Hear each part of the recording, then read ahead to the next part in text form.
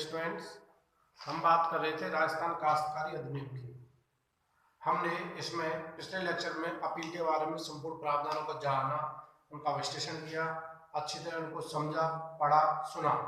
उसी क्रम में आज जो है आपके राजस्थान काश्तकारी अधिनियम की जो इम्पोर्टेंट सेक्शन है धारा 229, इसमें धारा 229 इसमें आज हम रिव्यू की बात करते हैं।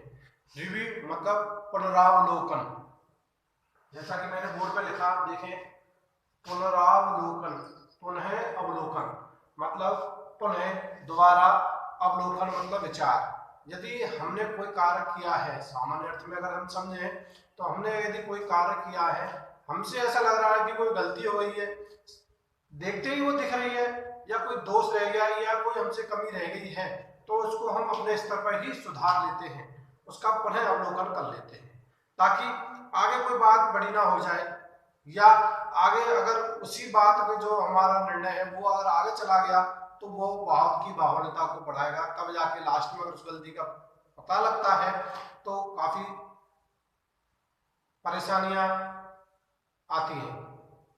इसी को ध्यान में रखते हुए राजस्थान काश्तकारी अधिनियम में बहुत अच्छा जो आपका सेक्शन है धारा 229 रखा गया है। इसको हम अच्छी तरह समझने का प्रयास करेंगे, जैसा कि मैंने बोर्ड पे अपने हिसाब से लिखने का प्रयास किया है। देखें, क्या है पुनरावलोकन? क्या है? किसी ऐसे न्यायालय द्वारा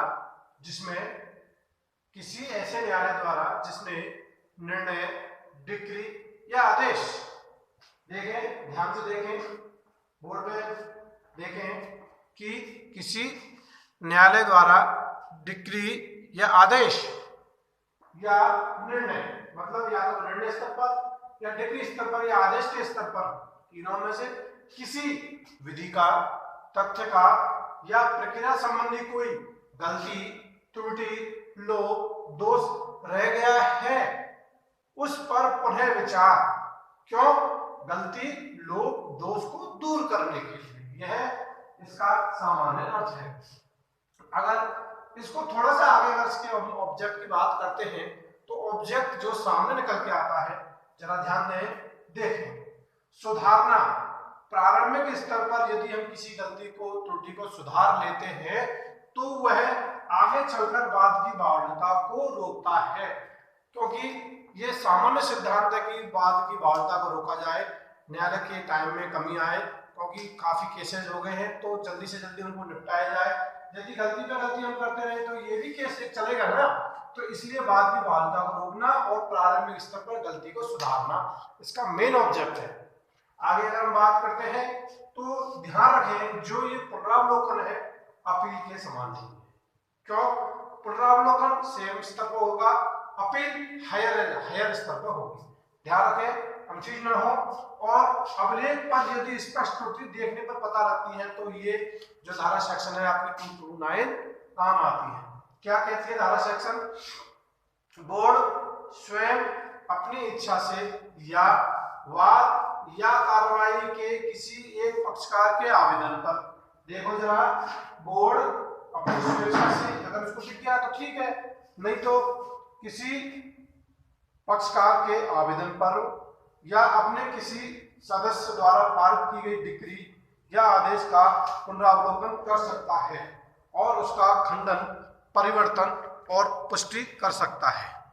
ऐसा नहीं है कि वो उसको खंडन ही करे, पुष्टि भी कर सकता है, परिवर्तन भी कर सकता है।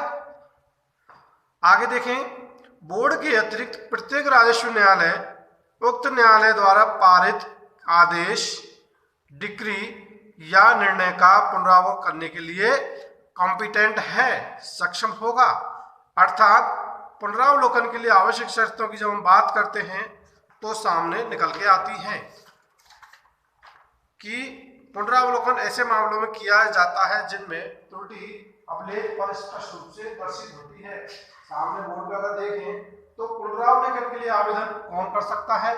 पुनरावलोकन या तो बोर्ड द्वारा स्वयं स्वमोटो, स्वप्रेरणा से किया जा सकता है, या वाद में के किसी पक्षकार की प्रार्थना पर पुनरावलोकन किया जा सकता है। इसमें ये ध्यान रखें कि जो पुनरावलोकन है किसी थर्ड पर्सन के आवेदन पर नहीं किया जाएगा, पर व्यक्ति द्वारा पुनरावलोकन का आवेदन नहीं किया जाएगा। धारा 229 में स्पष्ट प्रावधान दिया है और इसकी जो सेम सेक्शन है सीपीसी 1908 में सेक्शन 114 समझे, और ऑर्डर 47 में भी आपने पढ़ा होगा उसको। और इसको अगर हम इसको कंपैरिजन करें दोनों का तो समान अर्थ निकल के आता है। बात की बाहुल्यता को रोकना, प्रारंभिक स्थिति में सुधारना, दोनों सेक्शनों का सेम ऑब्जेक्ट है।